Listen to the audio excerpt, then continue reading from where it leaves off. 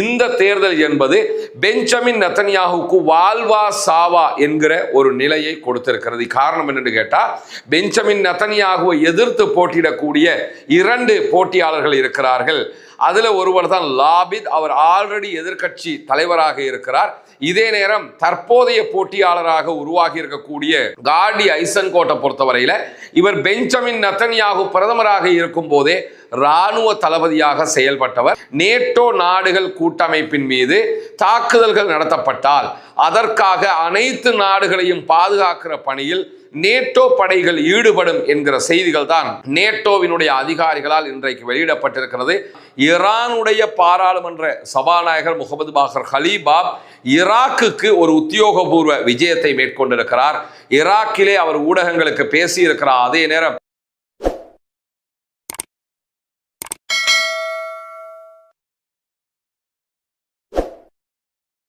அன்பிற்கினிய சகோதர சகோதரிகளை நம் அனைவர் மீதும் ஏக இறைவனுடைய அமைதியும் கருணையும் உண்டாகட்டுமாக என்கிற பிரார்த்தனைகளோடு, பாலஸ்தீனத்தில் காசா பகுதிகளில் இஸ்ரேலிய ஆக்கிரமிப்பு படைகள் 2 ஆண்டு காலம் தொடர் தாக்குதல்களை நடத்தி வந்த நிலையில தற்போதும் யுத்த நிறுத்தத்தை மீறி அவ்வப்போது இஸ்ரேலிய ஆக்கிரமிப்பு படைகள் பாலஸ்தீன அப்பாவிகள் மீது தங்களுடைய தாக்குதல்களை தொடர்ந்து வருகிறார்கள். இன்றைய நாளிலும் இஸ்ரேல் நடத்தியிருக்கக்கூடிய தாக்குதலில் 3 காசா அப்பாவிகள் கொல்லப்பட்டிருக்கிறார்கள், ஷஹீதாகி இருக்கிறார்கள் என்கிற கவலைக்குரிய செய்திகள் பதிவாகி இருக்கிற அதே நேரத்தில் இன்றைய நாள் இஸ்ரேலிய ஆக்கிரமிப்பு படைகள் ஆக்கிரமிக்கப்பட்டிருக்கக்கூடிய கிழக்கு ஜெருசலம்ல இருக்கக்கூடிய சில்வான் என்கிற பகுதிகளில் அமைந்திருந்த பாலஸ்தீனத்தின் ஜெருசலம் விவகார அமைச்சரை கைது செய்திருக்கிறார்கள்.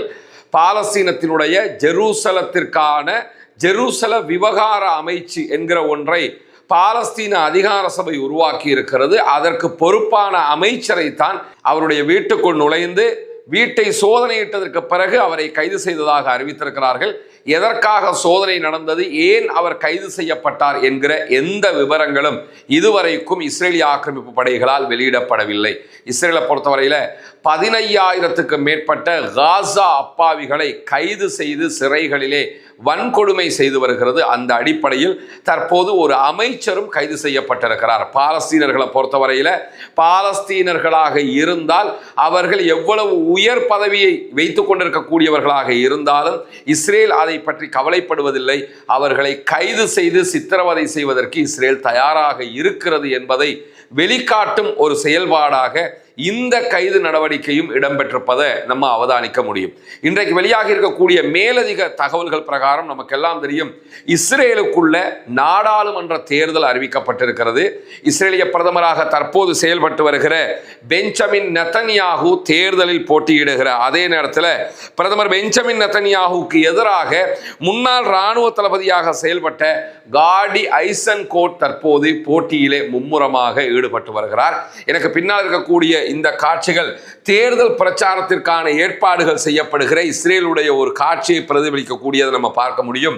இந்த தேர்தல் என்பது பெஞ்சமின் நெதன்யாகுவுக்கு வாழ்வா சாவா என்கிற ஒரு நிலையை கொடுத்திருக்கிறது. காரணம் என்னன்னு கேட்டா, பெஞ்சமின் நெதன்யாகுவை எதிர்த்து போட்டியிடக்கூடிய 2 போட்டியாளர்கள் இருக்கிறார்கள்.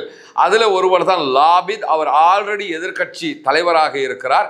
இதே நேரம் தற்போதைய போட்டியாளராக உருவாகி இருக்கக்கூடிய காடி ஐசன்கோட்டை பொறுத்தவரையில இவர் பெஞ்சமின் நெதன்யாகு பிரதமராக இருக்கும் போதே இராணுவ தளபதியாக செயல்பட்டவர்.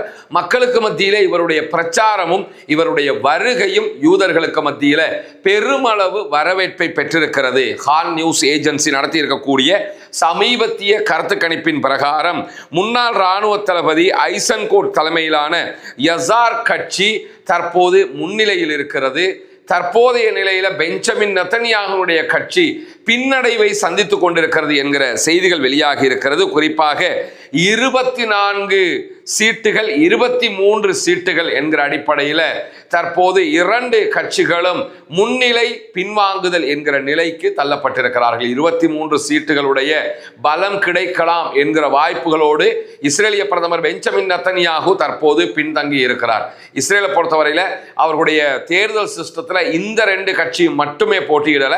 இதை தாண்டி அரபு இஸ்லாமியர்களும் அங்கே போட்டியிடுகிறார்கள். கிட்டத்தட்ட 10 சீட்டுகள் அவர்கள் வெல்வதற்கான வாய்ப்புகள் இருக்கிறது. எனவே இந்த தேர்தலில் ஆளுங்கட்சியை தீர்மானிக்கிற சக்தியாக அவர்கள் வருவதற்கும் வாய்ப்பிருப்பதாக பேசப்படக்கூடிய சூழல்ல தான் பெஞ்சமின் நெதன்யாகு பின்னடைவை சந்தித்துக் கொண்டிருக்கிறார் கருத்து கணிப்புகளில் என்கிற செய்திகள் வெளியாகி இருக்கிறது. இப்படியான சூழல்ல தான் இன்றைய நாள் நேட்டோ படைகள் ஒரு முக்கியமான அறிவிப்பை விடுத்திருக்கிறார்கள். அது என்ன முக்கியமான அறிவிப்புன்னு சொன்னா, நேட்டோ நாடுகள் கூட்டமைப்பின் மீது தாக்குதல்கள் நடத்தப்பட்டால் அதற்காக அனைத்து நாடுகளையும் பாதுகாக்கிற பணியில் நேட்டோ படைகள் ஈடுபடும் என்கிற செய்திகள் தான் நேட்டோவினுடைய அதிகாரிகளால் இன்றைக்கு வெளியிடப்பட்டிருக்கிறது.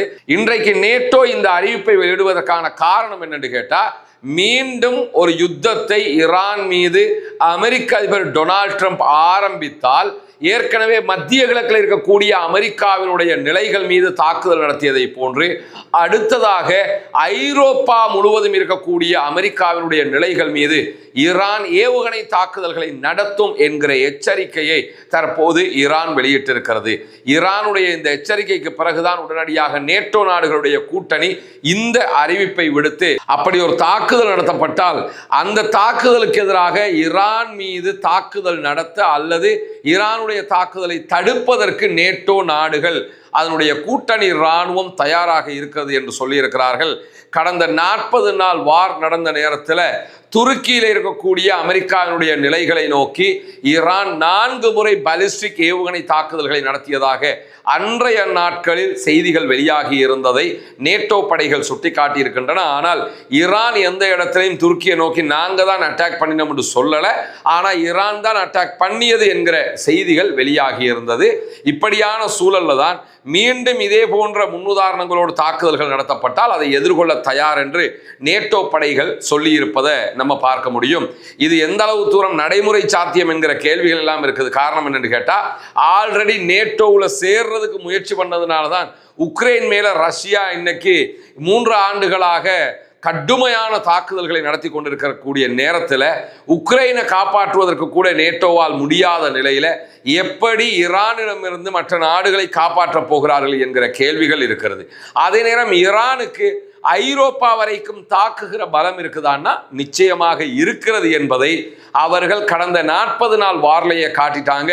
ஏற்கனவே பிரித்தானியாவுக்கு சொந்தமான தீவுகள் மேல 4000 கிலோமீட்டரை தாண்டி சென்று தாக்குகிற ஏவுகணை அட்டாக்கை எல்லாம் அவங்க பண்ணிட்டாங்க. எனவே ஈரான்ல இருந்து 4000 கிலோமீட்டருக்கு அப்பால் ஈரானுக்கு தாக்க முடியும் என்றாலே ஐரோப்பிய நாடுகளை தாராளமாக தாக்க முடியும் என்கிற இடத்தில் ஈரான் இருக்கிறது என்பதை நாம் இந்த இடத்திலே புரிந்து கொள்ளுகிறோம். அதே நேரம் ஜூலை மாதம் 20ஆம் தேதியில இருந்து இதுவரைக்கும் 48 சவுதி அரேபியாவுடைய கப்பல்களை திருப்பி அனுப்பி இருப்பதாக இன்றைக்கு ஹூத்தி படைப்பிரிவுகள் வெளியிட்டிருக்கக்கூடிய செய்திகளை சொல்லியிருக்கிறாங்க.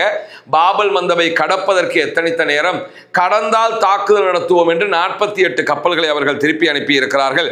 8 கப்பல்கள் மேல தாக்குதல்களை நடத்தி இருப்பதாகவும் ஹூத்தி படைப்பிரிவு இன்றைக்கு வெளியிட்டிருக்கக்கூடிய செய்திகளில் சொல்லி இருக்கிறது. அந்த படைப்பிரிவினுடைய மீடியா ஸ்போக் பர்சனாக இருக்கக்கூடிய ஜெனரல் யஹியா சாரி வெளியிட்டிருக்கக்கூடிய செய்திகள்ல 3 விதமாக நாங்கள் சவுதி அரேபியாவை எதிர்கொண்டு வருகிறோம் என்று சொல்லியிருக்கிறார்கள். ஒன்று, தங்கள் மீதான சவுதி அரேபியாவும் அதனுடைய நேச நாடுகளுடைய முற்றுகைக்கு பதிலடி முற்றுகையை கொடுப்பது.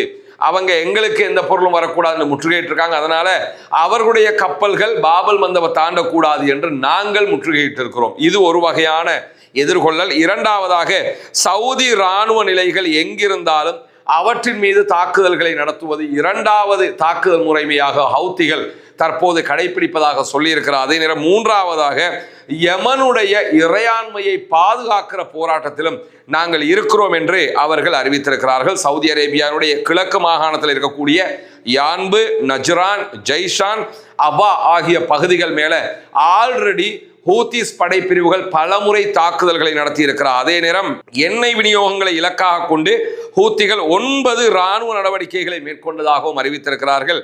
அந்த 9 இராணுவ நடவடிக்கைகள்ல அல் ருவைக், அல் அஃபர், அல் வதியா, மகரிப், அல் மக்கா ஆகிய கடைசி அல் மக்கா என்பது துறைமுக நகர்.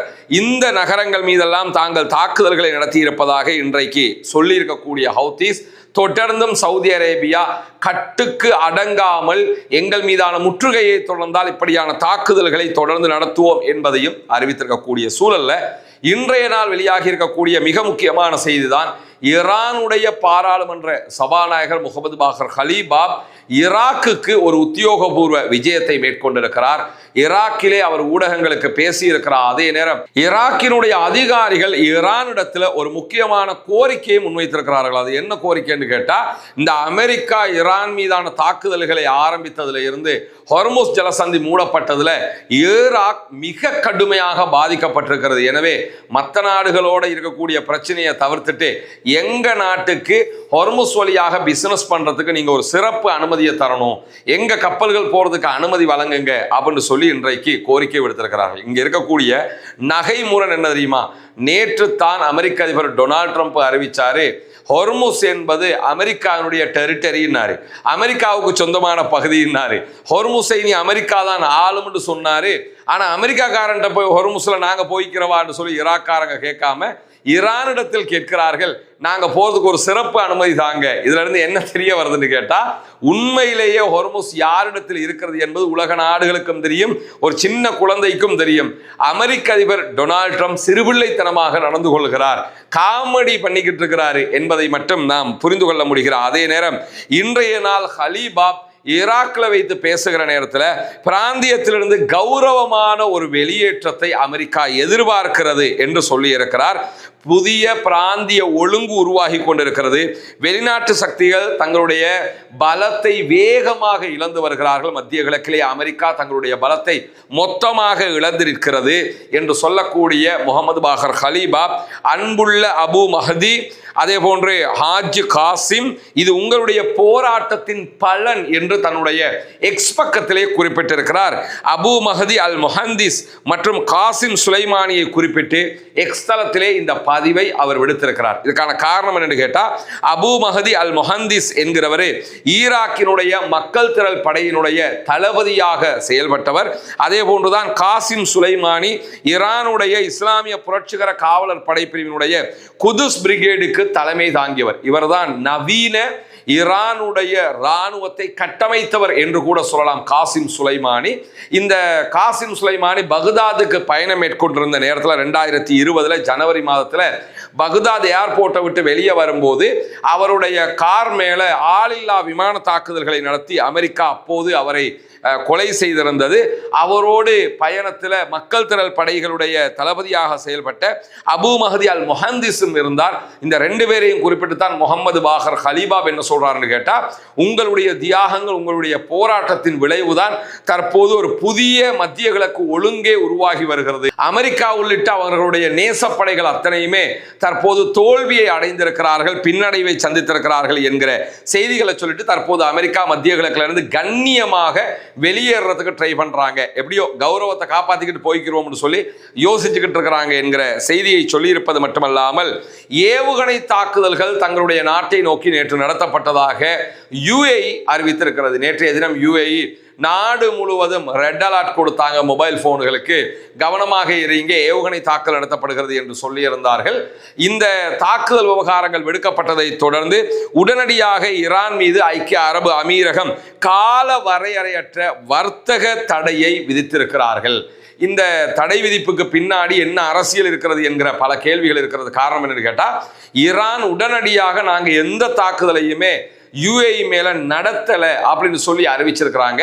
ஈரான் தாக்குதல் நடத்தவில்லை என்று அறிவித்திருக்கக்கூடிய சூழல்லையும் இன்றைக்கு UAE எங்க மேல ஈரான் தாக்குதல்களை நடத்தி இருந்தது, அதனால் பொருளாதார தடைகளை நாங்கள் விதிக்கிறோம் என்று சொல்லி இருக்கிறார்கள். இது எதுக்காக செய்றாங்கன்னு கேட்டா, கடற்படை முற்றுகை ஒன்றை அமெரிக்கா விதித்துக் கொண்டிருக்கிறது. ஹொர்முஸ் வழியாக ஈரானுக்கு உள்ள எதுவும் போக முடியல, ஈரான்ல இருந்து எதுவும் வெளியே போக முடியல. ஆனா ஈரான் தங்களுக்கு தேவையான பொருட்களை டர்க்கி வழியாக, அதே போன்ற ஈராக் வழியாக, அசர்பைஜான் வழியாக, இப்படி எல்லா நாடுகள் வழியாகவும் உள்ள வாங்கிக்கிட்டு இருக்கிறாங்க. டர்க்கில இருந்தோ அல்லது அசர்பைஜான்ல இருந்தோ ஈராக்ல இருந்தோ அவங்க என்ன பொருட்களை இறக்குமதி செய்தாலும் இதுல பல மடங்கு அதிகமான பொருட்களை UAE இருந்து தான் அவங்க கடல் மார்க்கமாக எடுத்துக்கிறாங்க. ஹொர்முஸ் மூடப்பட்டதனால் UAE இருந்து அவங்க பொருட்களை இறக்குமதி செய்வதற்கு எந்த தடையும் கிடையாது, ஈஸியாக இறக்குமதி செய்ய முடியும். இந்த நிலையில தான் UAE இந்த பொருட்களை ஏற்றுமதி செய்வதற்கு, அதாவது ஈரான் இறக்குமதி செய்வதற்கு தடை விதித்திருக்கிறார்கள். இப்படியான ஒரு தடை விதிப்பு என்பது ஈரானுக்கு மிகப்பெரிய பொருளாதார அழுத்தத்தை கொடுக்கும் என்கிற காரணத்தினால்தான் இப்படியான ஒரு அறிவிப்பை அவர்கள் செய்திருக்கிறார்கள் என்பதை நாம் புரிந்து கொள்ளுகிற அதே நேரத்தில் அல் ஜசீராவுக்கு இன்றைக்கு இது தொடர்பாக பேட்டி அளித்திருக்கக்கூடிய ஓய்வு பெற்ற இராணுவ ஜெனரலும் அமெரிக்காவினுடைய முன்னாள் துணை வெளியுறவு அமைச்சகத்தினுடைய செயலாளருமாக செயல்பட்ட மார்க் கிம்மிட் ஒரு முக்கியமான எச்சரிக்கையை விடுத்திருக்கிறார். அது என்ன எச்சரிக்கை என்று கேட்டா, சீனாவுல இருந்து, டர்க்கில இருந்து, ஈராக்ல இருந்தெல்லாம் தொடர்ந்து பொருட்களை ஈரான் இறக்குமதி செய்தாலும் ஈரானுக்கு இறக்குமதி செய்கிற பொருட்கள்ல மிகப்பெரிய அளவுக்கு இறக்குமதி செய்யப்படுவதே யுஏஇல இருந்துதான். இந்த தடைகளை தற்போது யுஏஇ விதித்திருக்கக்கூடிய காரணத்தினால ஈரான் தங்களுக்கு தேவையான பொருட்களை யுஏஇ தராவிட்டால் யுஏஇயோடு நேரடியான ஒரு யுத்தத்தை கூட செய்வதற்கு தயங்காது. அந்த அளவுக்கு யுஏஇல இருந்து பொருட்கள் வருவது ஈரானுக்கு மிக முக்கியமானதாக இருக்கக்கூடிய காரணத்தினால்தான் இப்படி ஒரு முடிவுக்கு கண்டிப்பாக ஈரான் நகரும் என்கிற செய்திகளை அமெரிக்காவினுடைய முன்னாள் வெளியுறவு அமைச்சகத்தினுடைய செயலாளர் கூட சொல்லியிருக்கக்கூடிய காட்சிகளை நம்ம பார்க்க முடியும். எனவே அடுத்ததாக ஈரானை முடக்குவதற்கு யுஏஇ அமெரிக்கா பயன்படுத்துறாங்க. யுஏஇ அதற்கு தாராள இடம் கொடுத்து கொண்டிருக்கக்கூடிய சூழல்ல இதற்கு பதிலடியை ஈரான் வழங்குவதற்கு வாய்ப்பிருக்கிறது என்பதையும் நாம் புரிந்து கொள்ள முடியும். இன்றைக்கு வெளியாக இருக்கக்கூடிய மிக முக்கியமான செய்திகளுடைய தொகுப்பை தான் இன்றைய வீடியோவில் நம்ம பார்த்து